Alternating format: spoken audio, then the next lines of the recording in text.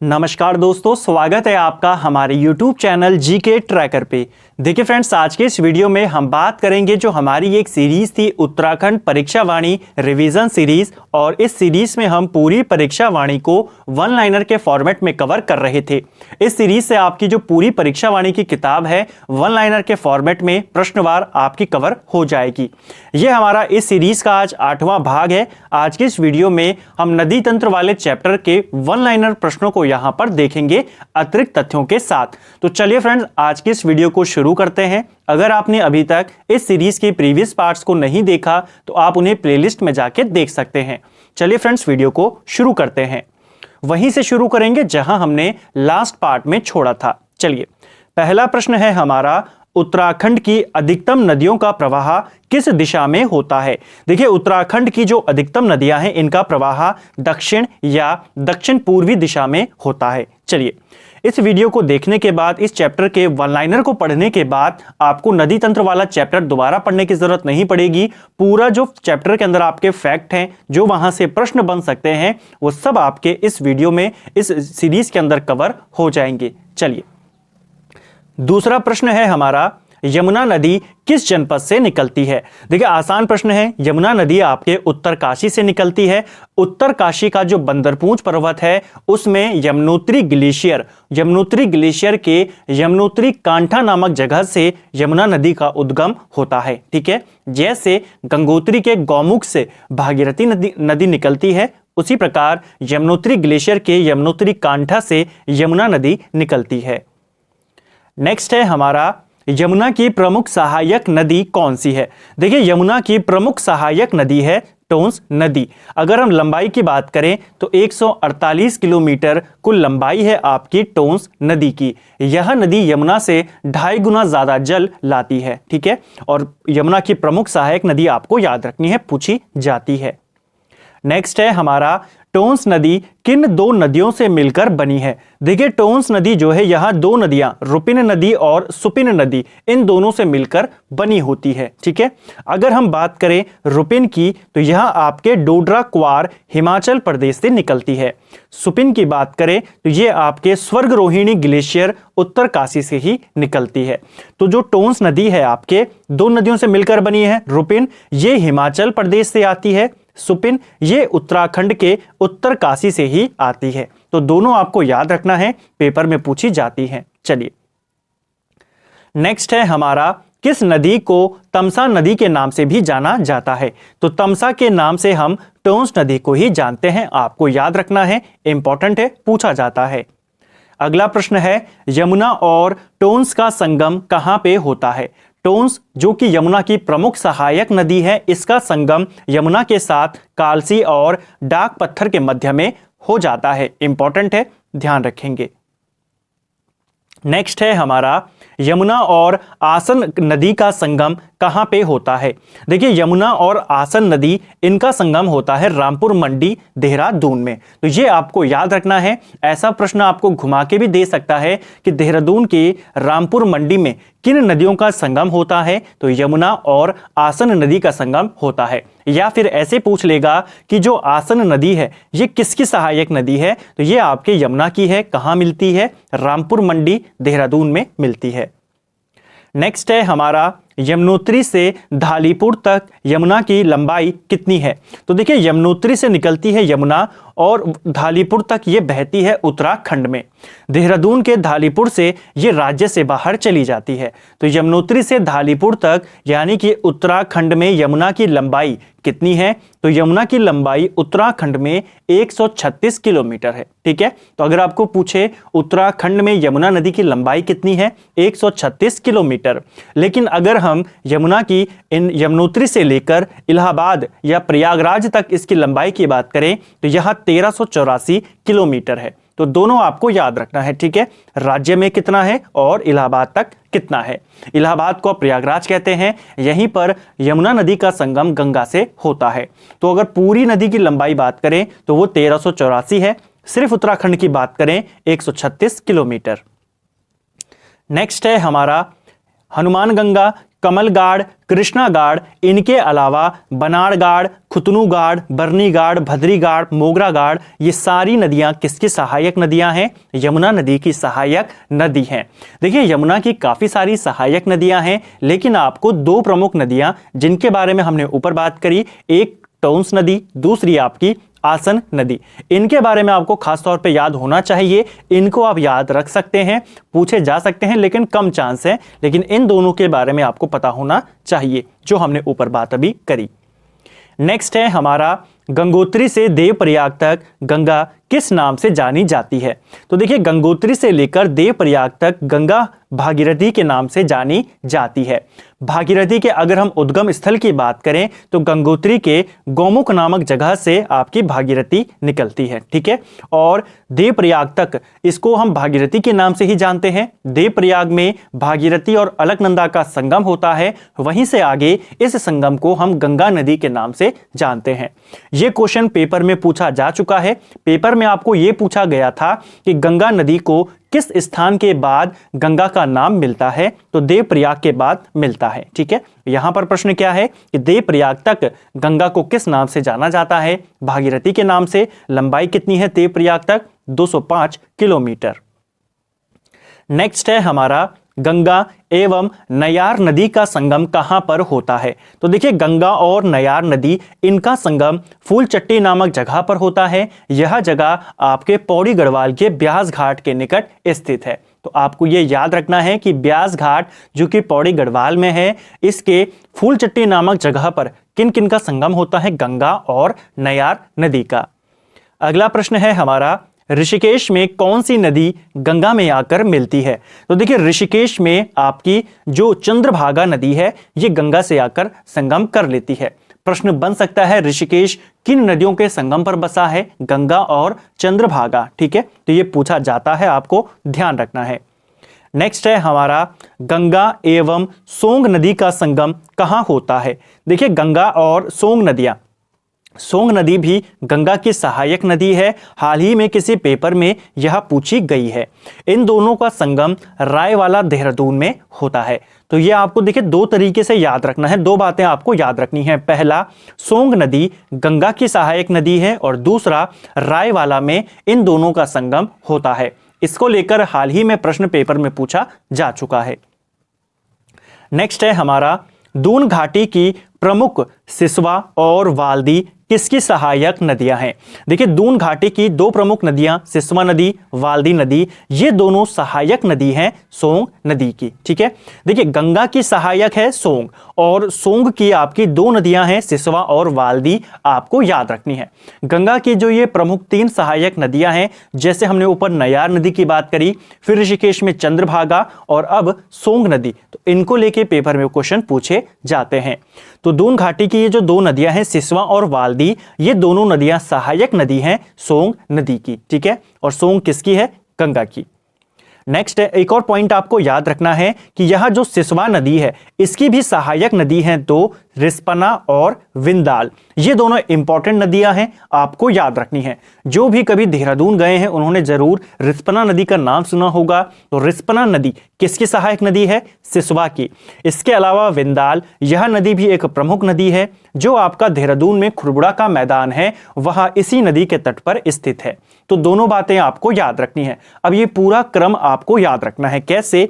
गंगा की सहायक नदी है सोंग, सोंग की सहायक नदी है सिसवा और वाल्दी, और इस सिसवा की सहायक नदी है रिस्पना और विंदाल। दोनों इंपॉर्टेंट है, आपको याद रखनी है। नेक्स्ट है हमारा, हरिद्वार में किन नदियों का संगम गंगा से होता है?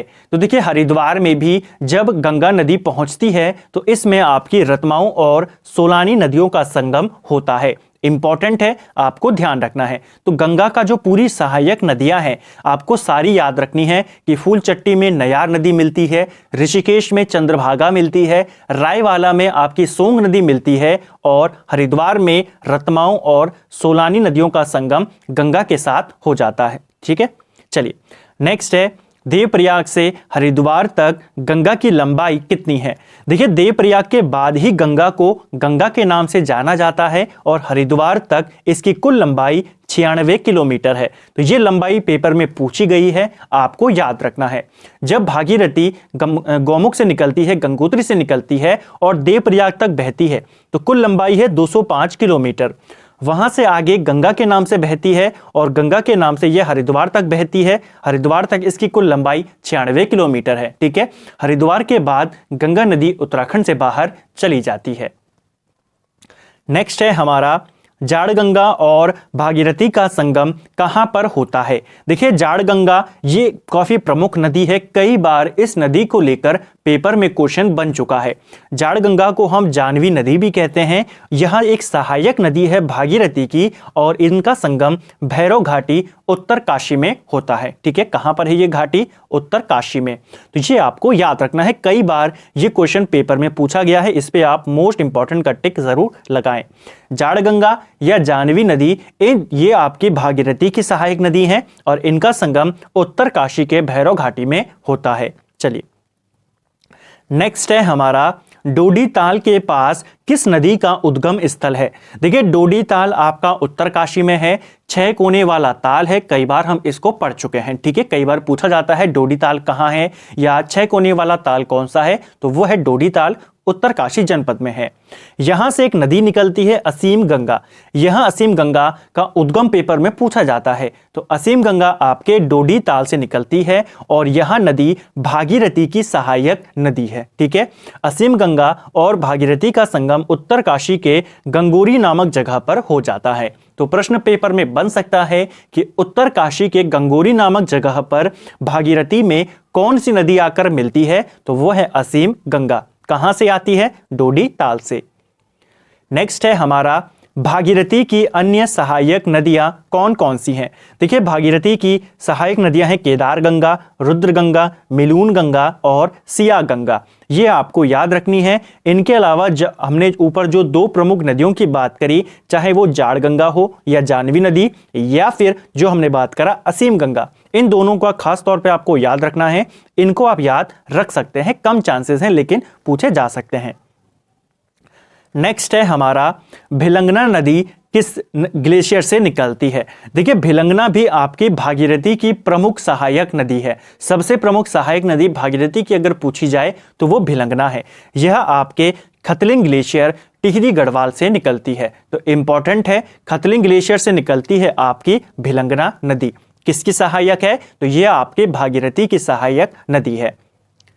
नेक्स्ट है हमारा दूध गंगा, धर्म गंगा, बाल गंगा, मेदे गंगा, ये किसकी सहायक नदियां हैं? तो ये सारी नदियां भिलंगना की सहायक नदी है और भिलंगना खुद भागीरथी की सहायक नदी है।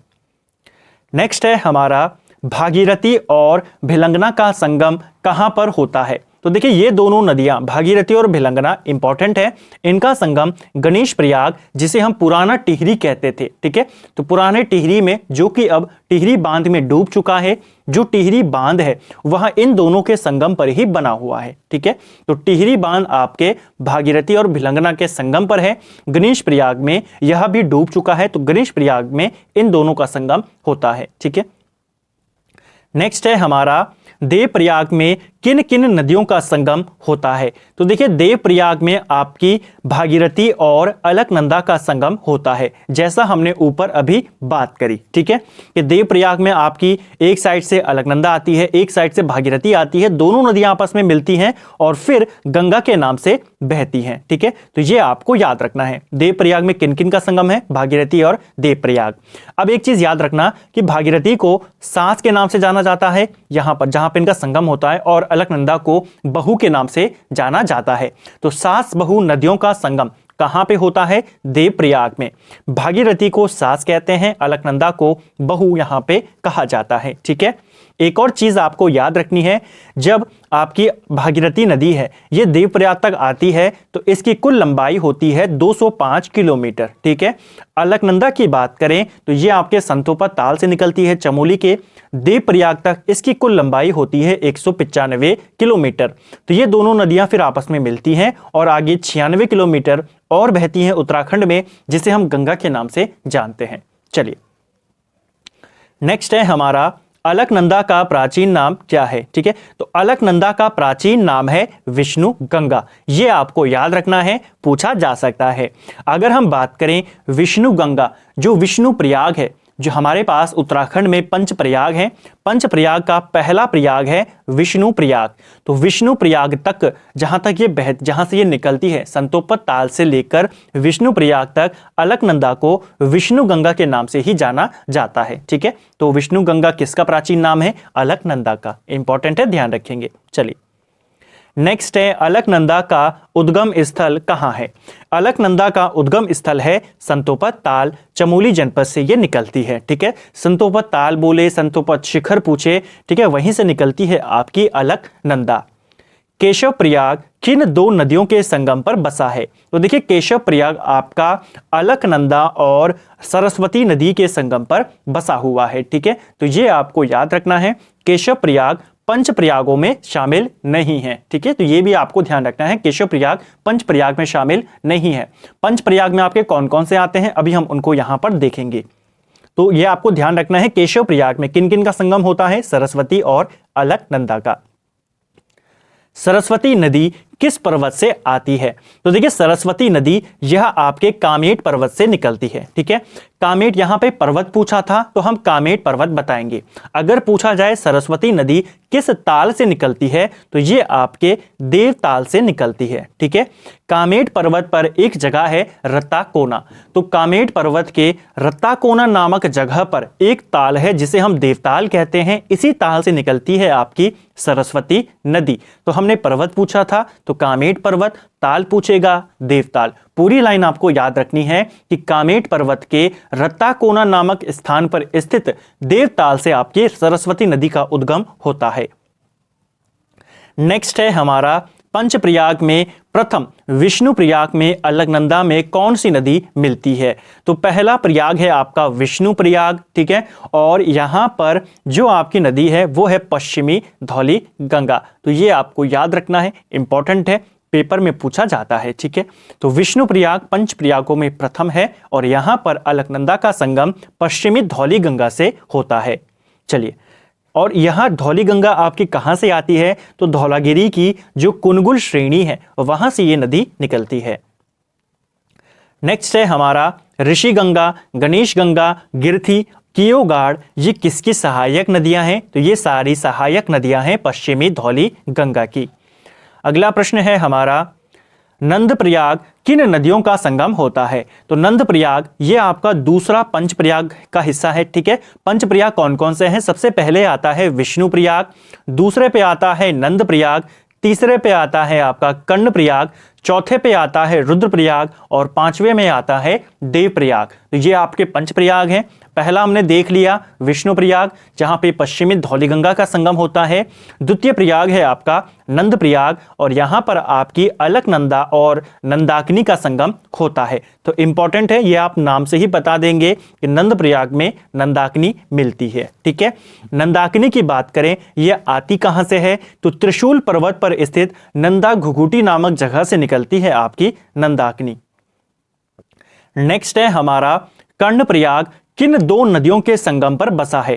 कर्णप्रयाग जो है यह अलकनंदा और पिंडर नदी के सहायक, जो पिंडर नदी के संगम पर बसा हुआ है आपका कर्णप्रयाग। इंपॉर्टेंट है, यह भी पेपर में पूछा जाता है। ठीक है, क्योंकि पिंडर नदी और अलकनंदा का संगम कर्णप्रयाग में होता है। पिंडर नदी को हम कर्ण गंगा के नाम से भी जानते हैं, तो यह भी आपको याद रखना है। ठीक है, पिंडर नदी आती कहां से है? तो पिंडर नदी आपके पिंडारी ग्लेशियर से निकलती है। ठीक है, कर्णप्रयाग में इनका संगम होता है।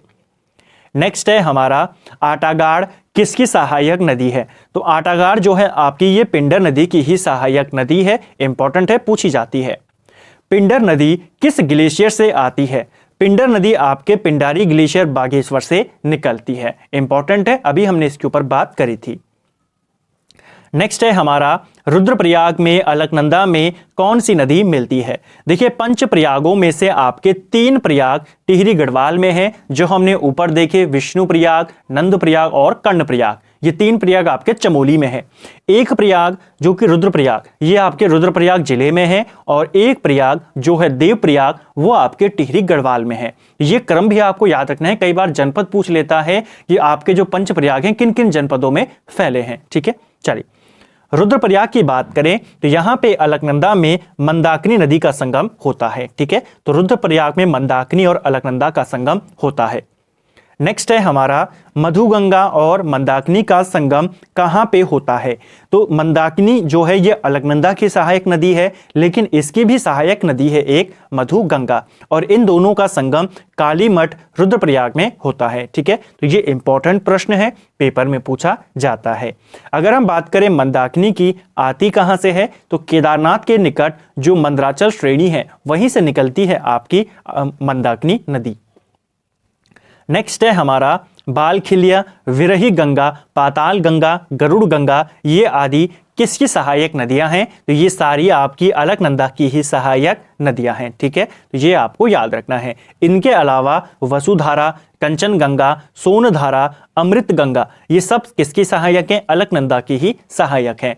ये आपको बाद में याद रखनी है, पहले आपको वो सारी नदियां याद रखनी है अलकनंदा की जो हमने ऊपर अभी पढ़ी, चाहे वो पश्चिमी धौली गंगा हो, नंदाकिनी हो, मंदाकिनी हो, पिंडर हो, ये आपको पहले याद रखनी है। नेक्स्ट है हमारा पूर्वी नयार और पश्चिमी नयार का संगम किस स्थान पर होता है। देखिए जो नयार नदी है ये गंगा से फूलचट्टी नामक जगह पर मिल जाती है पौड़ी गढ़वाल में, लेकिन जो नयार नदी है ये 2 नदियों से मिलकर बनी है, पूर्वी नयार और पश्चिमी नयार। इन दोनों का संगम सतपुली के निकट हो जाता है। ठीक है, तो ये आपको याद रखना है कि इन दोनों का संगम कहाँ होता है, सतपुली के निकट हो जाता है। नेक्स्ट है हमारा पूर्वी नयार किस नाम से दूधातोली श्रेणी से निकलती है। पूर्वी नयार जो है ये आपके दूधातोली श्रेणी से निकलती है सियूसी गाड़ या कैन्यूर गाड़ नाम से। ठीक है, तो आपकी जो दोनों नदियां हैं पूर्वी नयार और पश्चिमी नयार, दोनों ही आपकी दूधातोली श्रृंखला से आती हैं। पूर्वी नयार जब निकलती है तो सियूसी गाड़ या कैन्यूर गाड़ नाम से निकलती है।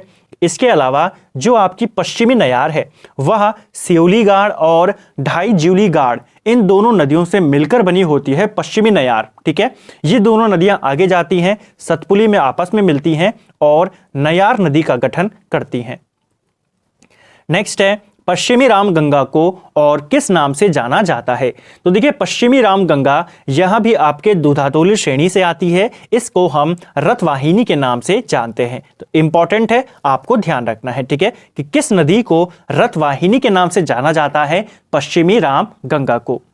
पश्चिमी रामगंगा का उद्गम कहां से होता है, तो अभी हमने बात करी दूधातोली श्रेणी से इनका उद्गम होता है। ठीक है, पश्चिमी रामगंगा की कुल लंबाई 155 किलोमीटर है और कालागढ़ तक ये बहती है। ठीक है, दूधातोली श्रृंखला से निकलती है, कालागढ़ तक ये बहती है 155 किलोमीटर। हमने लास्ट वीडियो में बात करी कि यह जो दूधातोली श्रृंखला है ये किन किन जनपदों में फैली है, पूछा जा सकता है। दूधातोली श्रृंखला आपके चमोली, अल्मोड़ा और पौड़ी, इन जनपदों में फैला हुआ है। ठीक है, चमोली, अल्मोड़ा और पौड़ी, तो इन यहां से आपकी निकलती है आपकी पश्चिमी रामगंगा, इन्हीं 3 जनपदों में बहती है और 155 किलोमीटर बहने के बाद कालागढ़ से ये राज्य से बाहर निकल जाती है। ठीक है, जो कालागढ़ बांध है वो आपका पश्चिमी रामगंगा के ऊपर ही स्थित है। कालागढ़ से बाहर चली जाती है, यूपी में एंटर कर जाती है।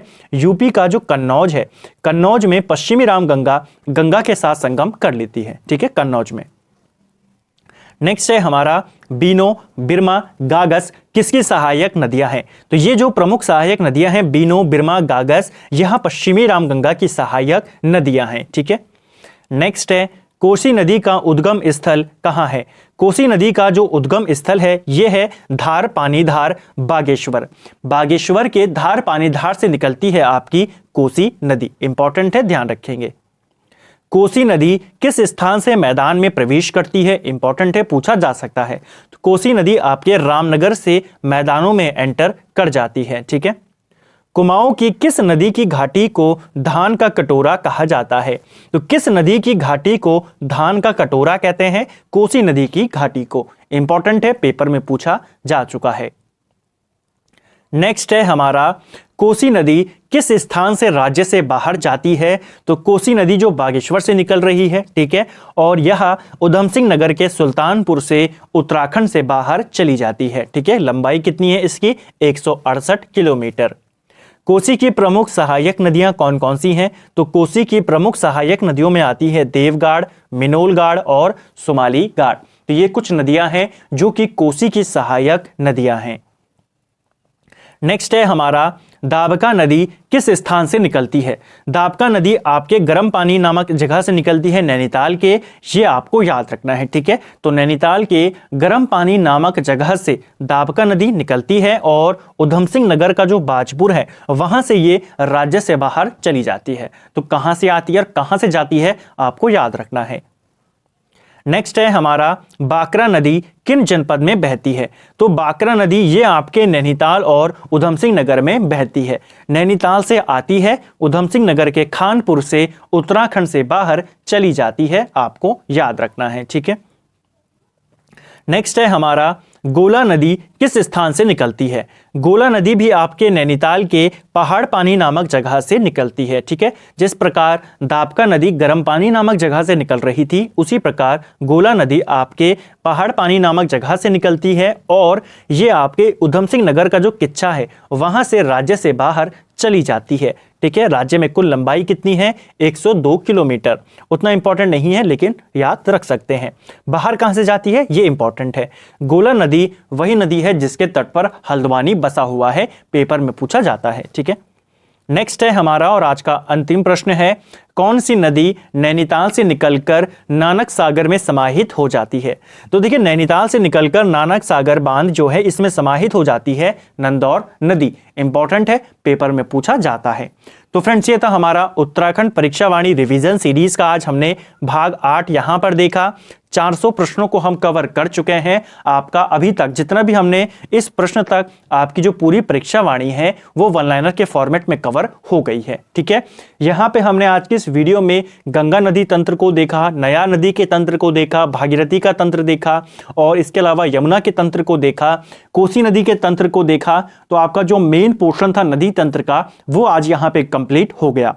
नेक्स्ट वीडियो में हम जो काली नदी तंत्र है उसको कवर करेंगे और फिर झीलों को लेकर जो आपके प्रश्न बनते हैं पूरे वन लाइनर नोट्स में उनको कवर करेंगे। उम्मीद करता हूं आपको आज का वीडियो पसंद आया होगा। आज के इस वीडियो में हमने पूरे नदी तंत्र को वन लाइनर के फॉर्मेट में कवर करने का प्रयास किया है। तो उम्मीद करता हूं आपको ये सीरीज अच्छी लग रही होगी, क्वेश्चन आपको अच्छे लगे होंगे और आपकी परीक्षा वाणी यहां तक 400 प्रश्नों में कवर हो चुकी होगी अभी तक। तो अगर आपको ये सीरीज अच्छी लग रही है, आज का वीडियो अगर आपको अच्छा लगा है तो वीडियो को लाइक करें। अगर आप चैनल पे नए हैं तो चैनल को सब्सक्राइब करें, अपने दोस्तों के साथ शेयर करें। और मैं वीडियो के शुरू में नहीं कहता हूं कि आप शेयर करें, लाइक करें, क्योंकि टाइम वेस्ट होता है।